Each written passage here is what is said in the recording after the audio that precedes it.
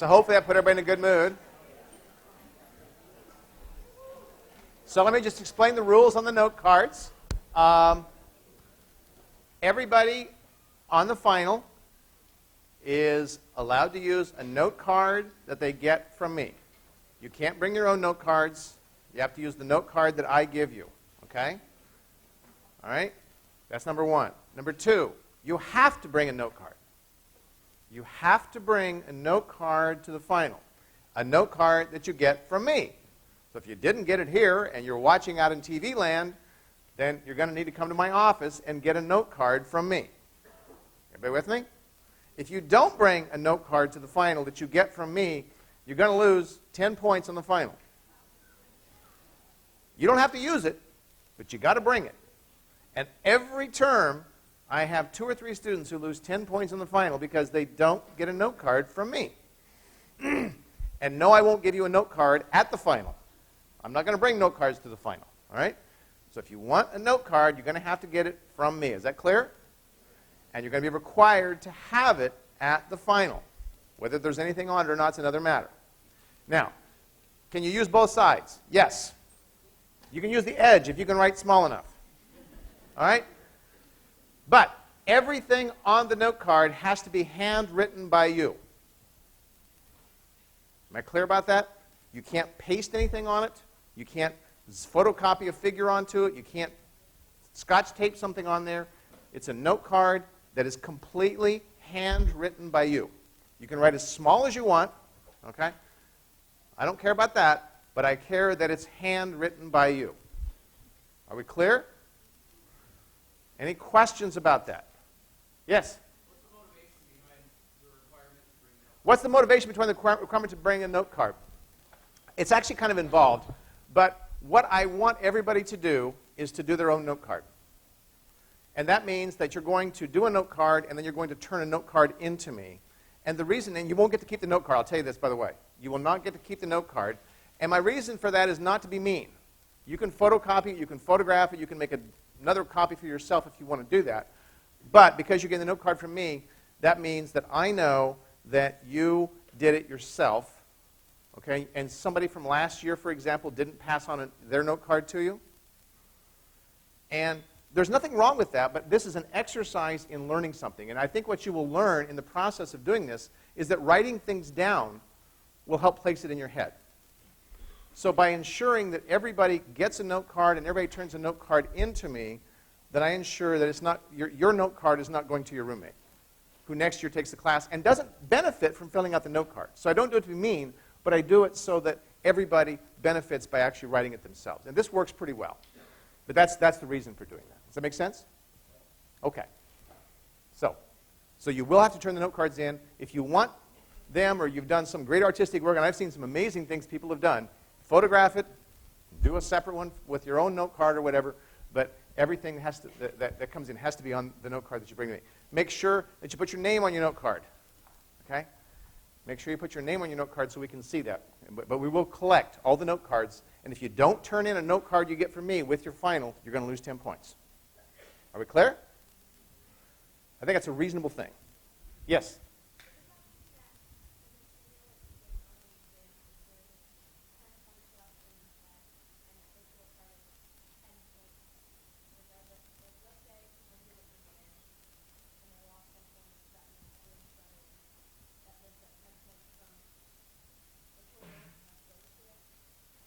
I'm not sure I understand the question, but the bottom line is if you don't bring a note card and turn it into me, you will lose 10 points, period.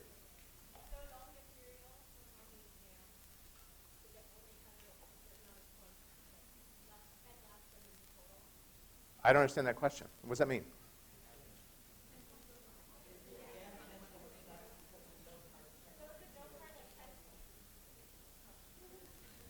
Lack of a note card is minus 10 points. All right? Lack of a note card is minus 10 points. It's going to come off of the total that you get on your final. That's what it means. The final is going to be worth about 150 points. And if you had 150 points and you didn't turn in a note card, you would have 140 points out of 150 points. Does that answer your question?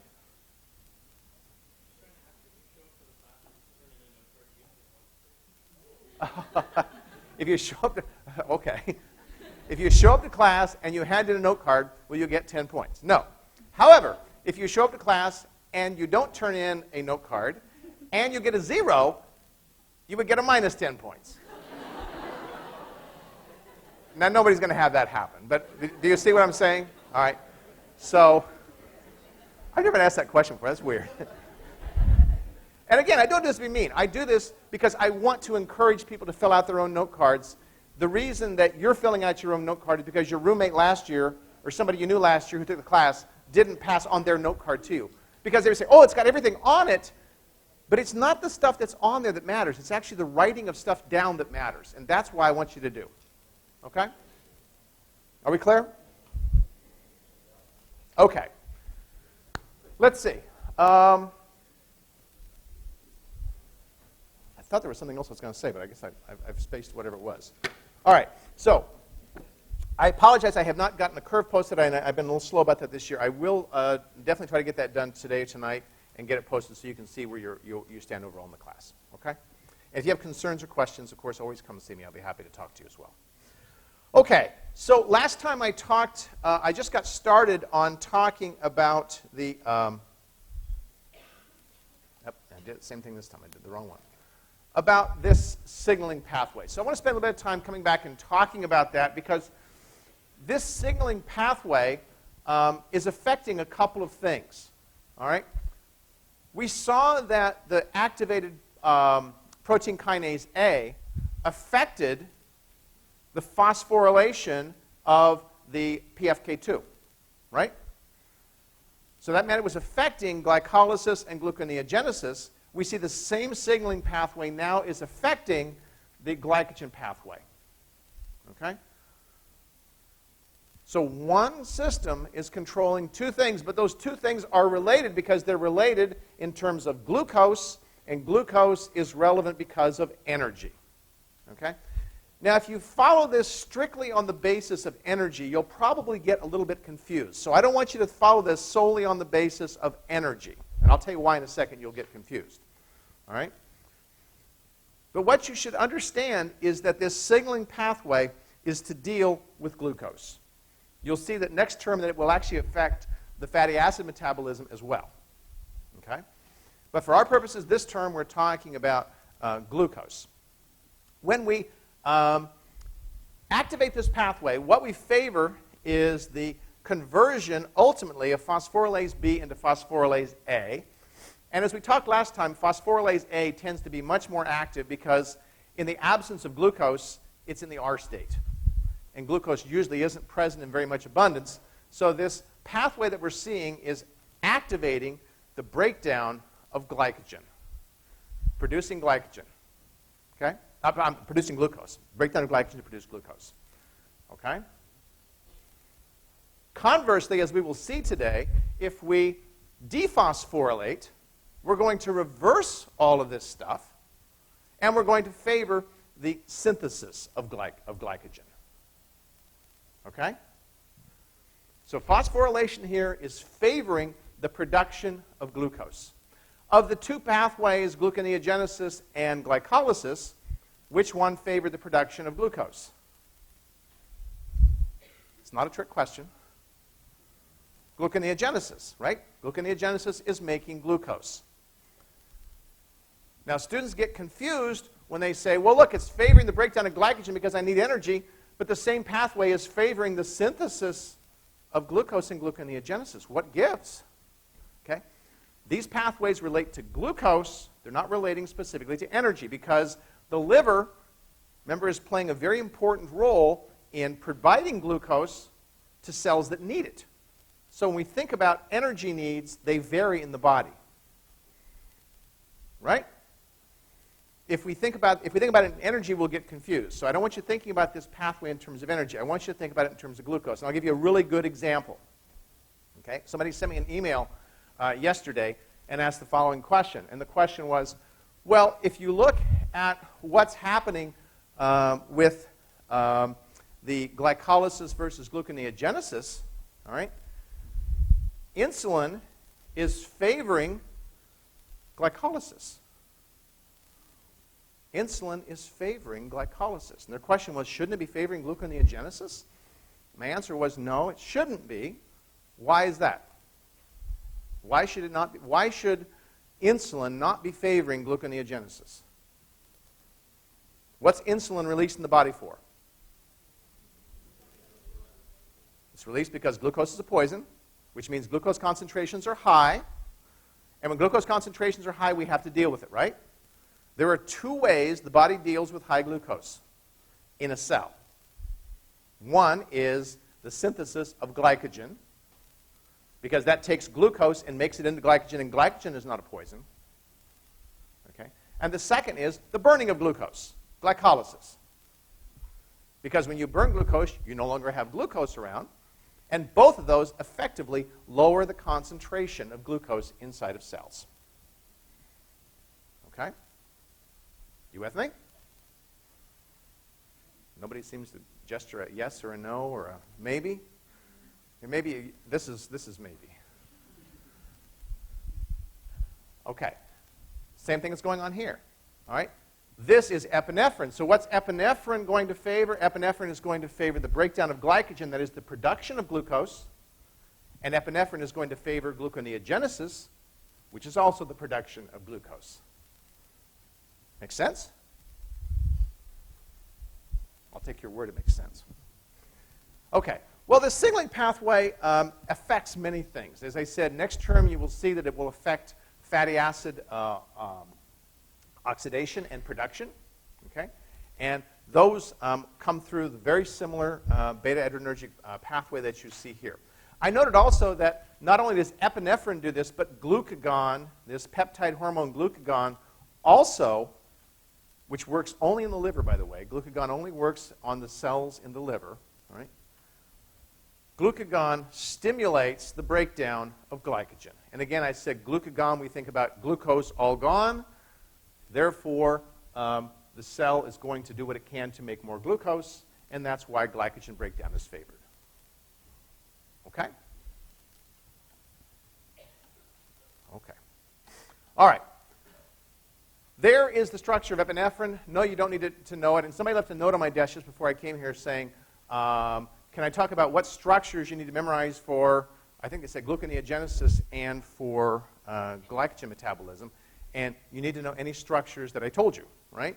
So I said that you weren't going to memorize structures of glycolysis and gluconeogenesis except for the ones where you needed to know the structure of glucose. Anything that has the word glucose in it would be essential, right? Anything that has the word fructose in it would be essential. But I'm not going to ask you to draw the structure of other intermediates in glycolysis and gluconeogenesis. The same thing would be true of glycogen. I've shown you, schematically, glycogen has alpha-1,4 linkages with alpha-1,6 branches. So those are the structures that I think that you should know for the pathways. Okay? They're pretty simple. Okay, so epinephrine actually is made from tyrosine. Okay? And you can see that tyrosine hydroxyl that's on there, right there. And there's another couple of hydroxyls that are added, and the amino acid itself is modified from tyrosine, but tyrosine is the starting material for making epinephrine. Okay, and glucagon, you can memorize that structure if you want. Glucagon is a peptide hormone, and that's the sequence. It's a small peptide. You can see it only has 29 amino acids, which means it has a molecular weight of roughly about 3,000, so that's pretty small. Okay, that is what we say about glycogen breakdown. Okay. Now, today I'm going to talk about glycogen synthesis, and glycogen synthesis has some interesting complexity of its own. We don't go into as much depth in the regulation of glycogen synthesis, but nonetheless, we do talk about how it reciprocally works with respect to glycogen breakdown. We saw reciprocal regulation that happened with glycolysis and gluconeogenesis. What turned one on turned the other one off. We will see exactly the same thing with respect to glycogen metabolism. What turns on glycogen breakdown will turn off glycogen synthesis, and vice versa. Okay? So reciprocal regulation is a very important concept to understand. All right. Well, To start with glycogen synthesis, I will say the glycogen synthesis is different from gluconeogenesis in that it's not the reversal of glycogen breakdown. Gluconeogenesis, you recall, had 7 reactions that were the reversal of steps in the glycolysis pathway. All right? But we don't see reversal in glycogen metabolism. The starting point for synthesis of glycogen is really a molecule known as glucose 1-phosphate. Okay? Glucose 1-phosphate is our starting point. Here we see it. And to make glycogen, we have to make a high-energy intermediate. It was something I earlier called an activated intermediate. And if you don't remember that, I'll give you the definition I gave for an activated intermediate. An activated intermediate is a molecule that has a high energy bond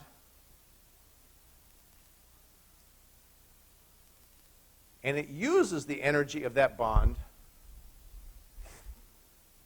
to transfer a part of itself to something else. So an activated intermediate is a molecule that has a high energy bond.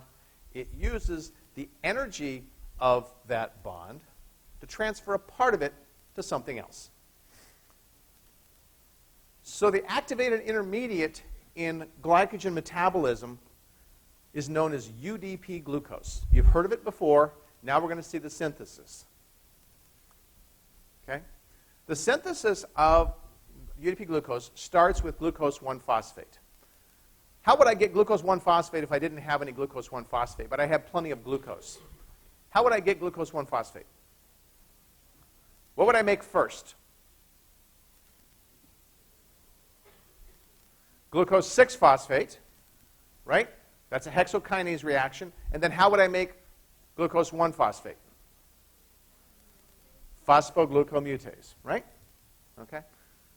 Then I would have glucose 1-phosphate. So if the cell has plenty of glucose sitting around, it's very easy to convert that glucose into an intermediate that's used to make glycogen. All right. Now, the reaction that occurs is the one that you see on the screen, and it's catalyzed by an enzyme known as UDP-Glucose pyrophosphorylase. You want to write that down? You don't want to write that down. You want to give it a name? What would you like to call it? Frank. Any other names? Randy. I'll try to say it the same way. Randy.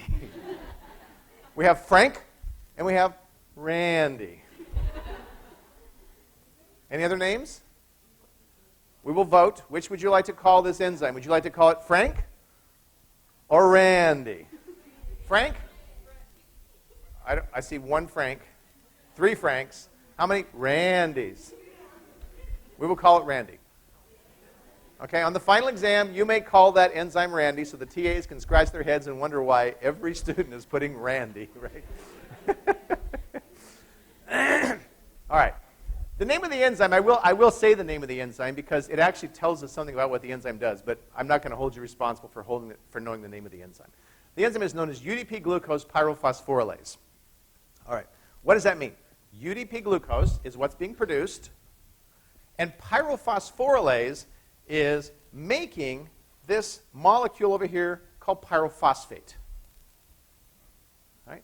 If you count up the number of phosphates that you see on the screen, you'll see there are 4. 1 here that starts on glucose 1-phosphate, and 3 that starts on the UTP. Remember, we're starting with UTP. We end up with UDP, which means 2 phosphates. That means 2 phosphates unaccounted for. And those 2 phosphates are joined, as you see here. All right? This pyrophosphate turns out to be an interesting and important thing that's found in cells. You will see it during the synthesis of DNA and RNA as well. When you synthesize DNA or you synthesize RNA, you start with a triphosphate. In the case of RNA, you're starting with ATP, GTP, CTP, UTP. But what you're only putting into the growing chain is 1 of those 3 phosphates. 2 of the phosphates don't make it into the growing chain, and those are in the form of a pyrophosphate, just like this. Now, why am I making a big deal about this? Right? Well, it turns out that if we think about the delta G equation, the delta G equation for this reaction is fairly positive. The delta G for the reaction that puts those nucleotides into RNA and DNA is somewhat positive. Do we want those reactions to occur? Absolutely. How do we make reactions occur when we have an energy barrier to get over? What's that? We take away products, actually. Increase reactants, take away products. That was the push-pulling that we talked about with respect to the aldolase reaction. Remember that? We pushed it by adding reactants. We pulled it by taking away products. It turns out that pyrophosphate is very easily removed. There's an enzyme called phosphodiesterase. You heard about it earlier when we talked about cyclic AMP. Phosphodiesterase also breaks down pyrophosphate. Okay? So if you're breaking down a product, what happens to the reaction? The reaction gets pulled forwards. So whenever you see pyrophosphate occurring in a biochemical process, it usually has an important reason it's there, and it's there in this case because it's easily broken down and can be helped to pull this reaction forwards. This ensures that the cell has plenty of UDP-Glucose if it's trying to make it. The equilibrium is not back to the left, but in fact it moves forwards because the product is being removed. Okay. UDP-Glucose, as I said, is the activated intermediate that's necessary for the making of glycogen. Okay? We've just done one step. Glycogen synthesis, like glycogen breakdown, is also very simple. Here is how glucose is added to a growing glycogen chain. We start with UDP-Glucose, and we start with an end of a glycogen chain that has an open position at carbon number 4. That's right here. That's carbon number 4. This carbon number 4 is taken up. This carbon number 4 is open. Okay? There's an enzyme called Glycogen Synthase, Synthase. Glycogen synthase catalyzes the transfer of glucose from UDP-Glucose onto the glycogen chain. You can see that it's been added here. Okay? We've just increased the size of the glycogen chain by 1. If you remember what I said last time, I said that alpha 1,4 bonds had a fair amount of energy in them.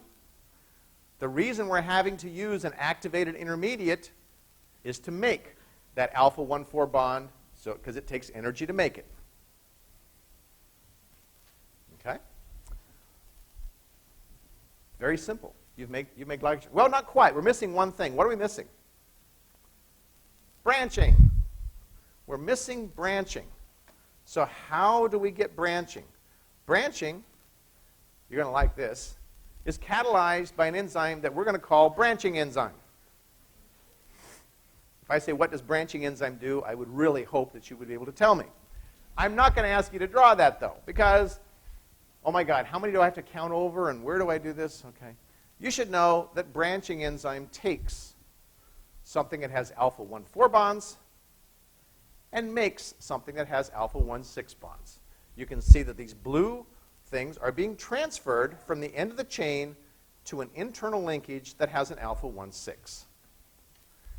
Is this reaction going to be energetically favorable or unfavorable? It's going to be energetically favorable because, again, alpha 1,6 bonds we established last time had less energy than alpha 1,4 bonds. So we're taking a higher energy bond and making a lower energy bond. This reaction is going to be favorable. Okay? So I told you glycogen metabolism was very, very simple. It doesn't take much to make and break down glycogen. Questions about what I've just said? Yes, question. About what? That's fine. Oh, the high-pitched noise is back. I'm sorry. Somebody leaves on this thing. So hold on. Is it gone now? Yeah. My old ears never hear it, so. It's true. You know, the older your ears get, you don't hear the higher-pitched things as much. So thanks for letting me know. Yeah. Everybody's going, ah.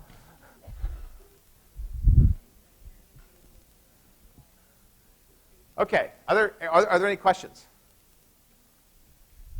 Okay. Am I that clear today? All right. Let's go on and now talk about some other considerations in glycogen metabolism. Actually, well, let's talk about the regulation, then I'll move forward. All right.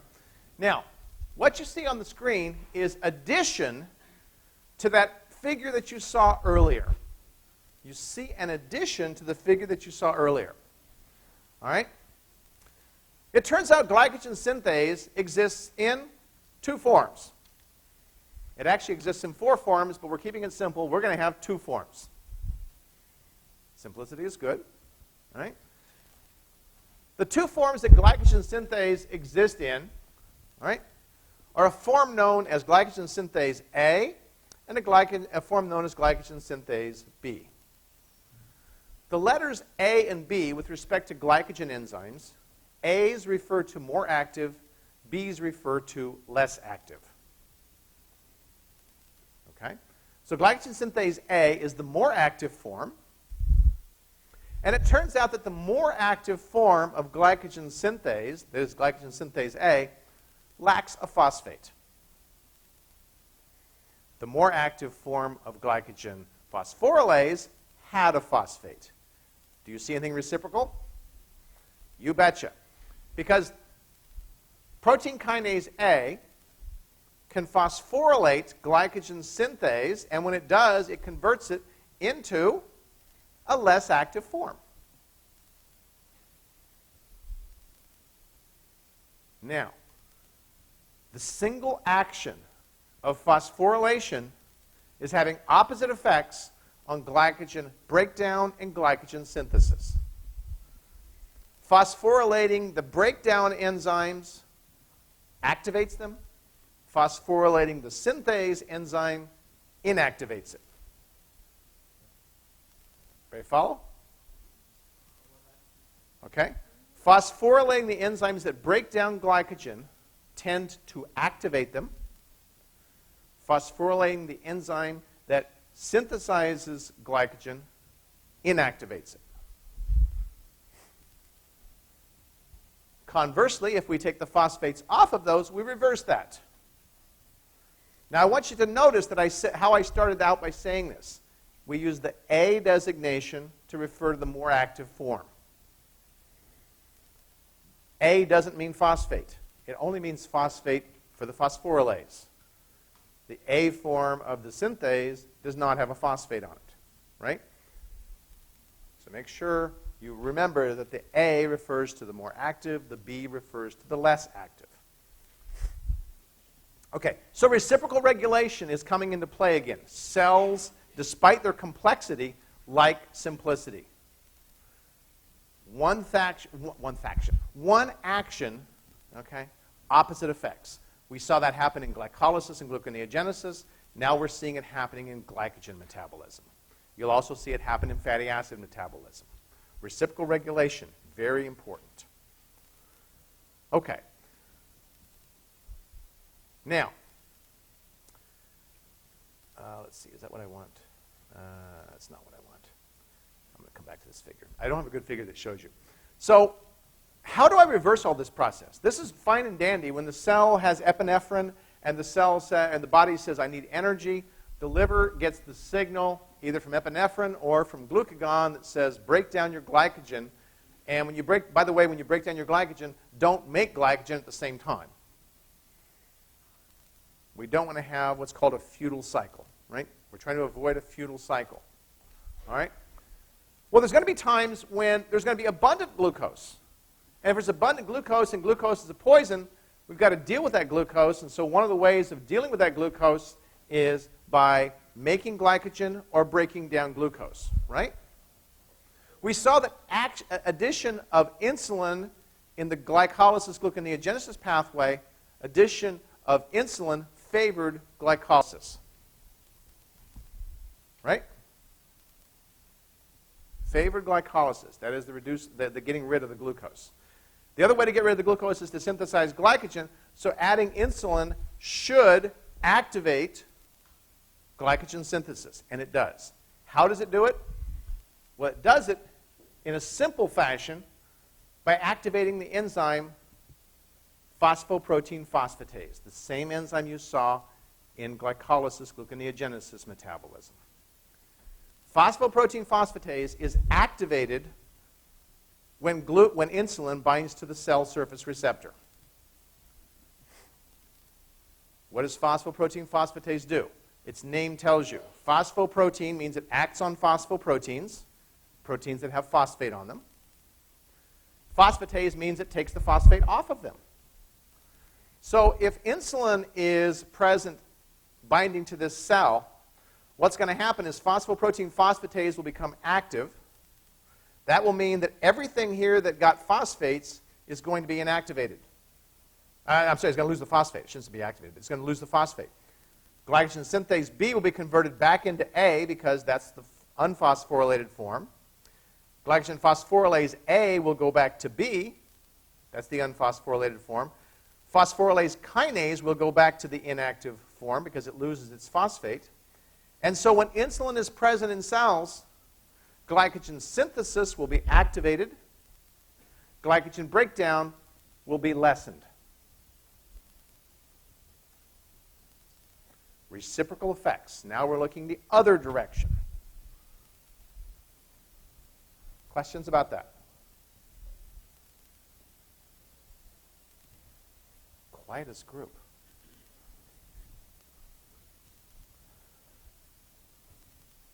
Did I just tell you guys my genie joke?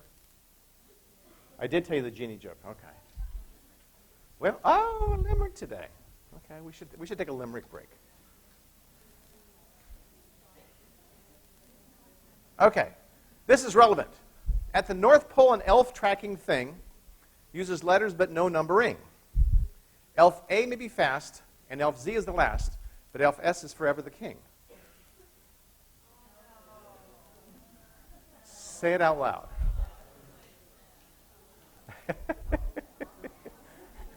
This always gets the same reaction.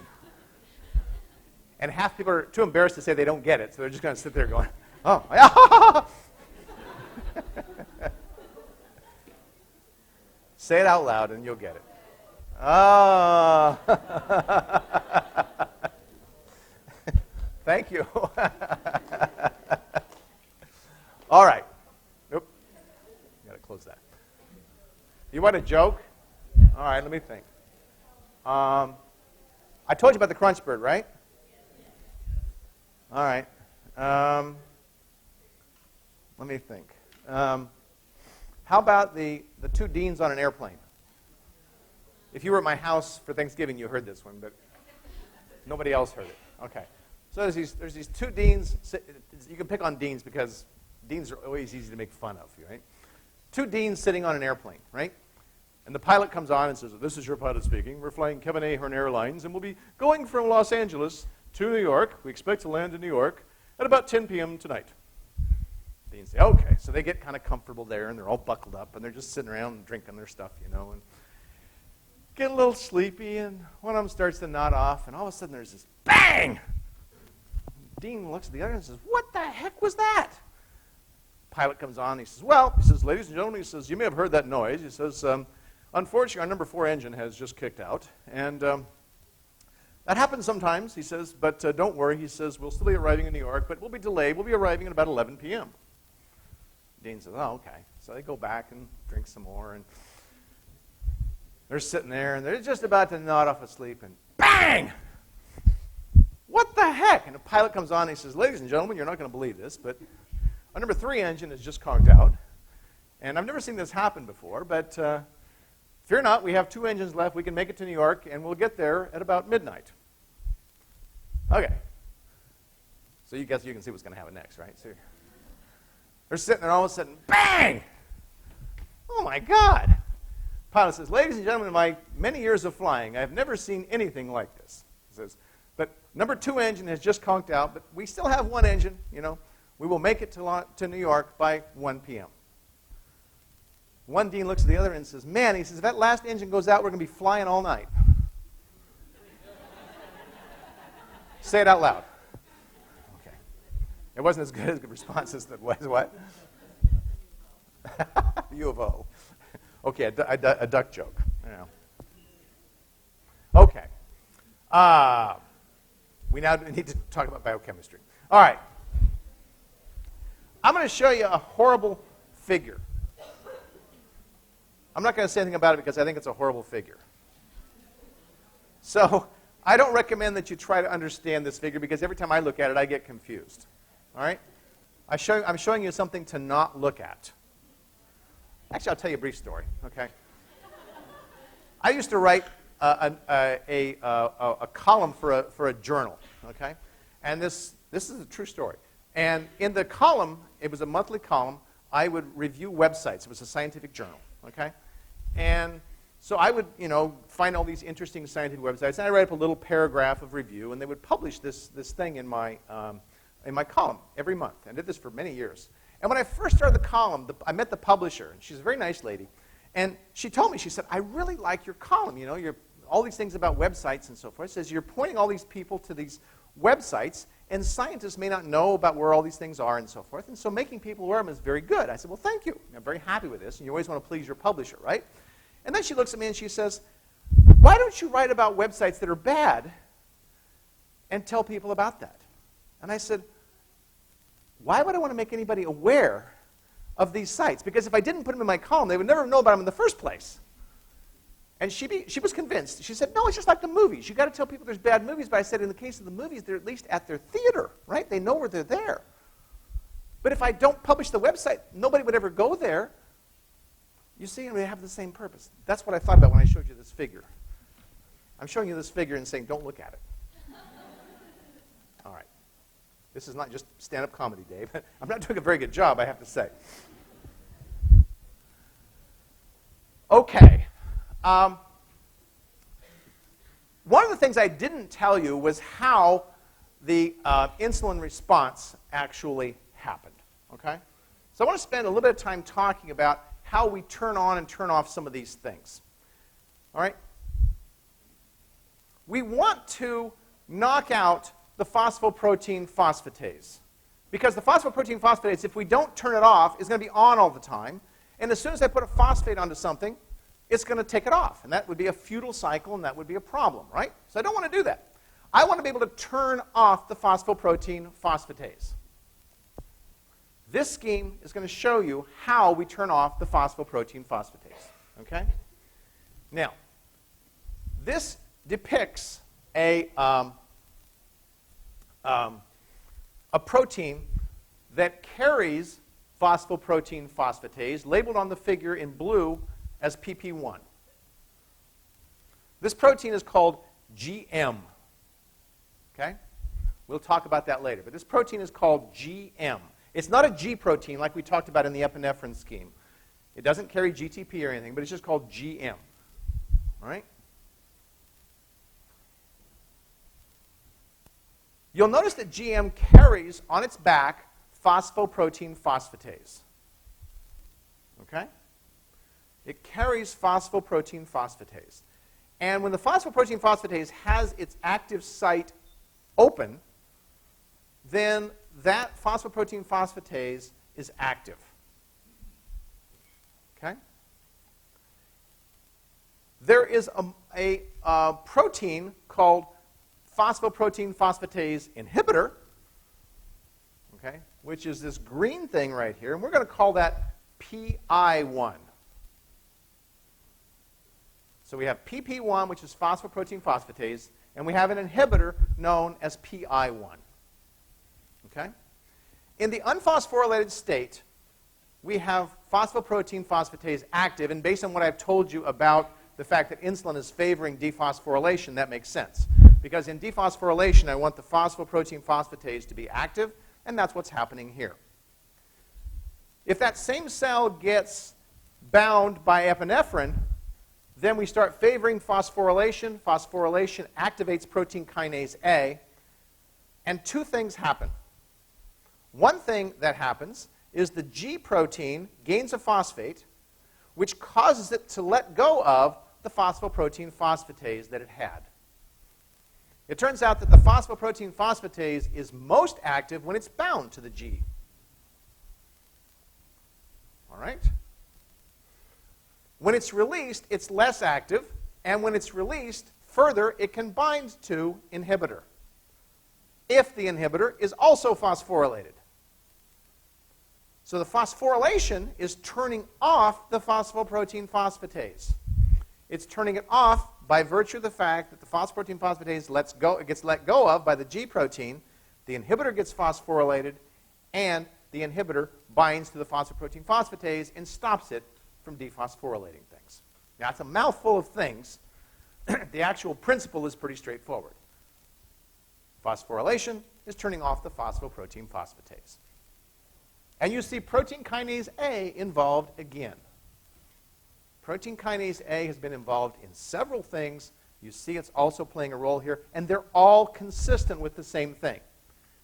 Activation of activation of protein kinase A is completely consistent with production of glucose.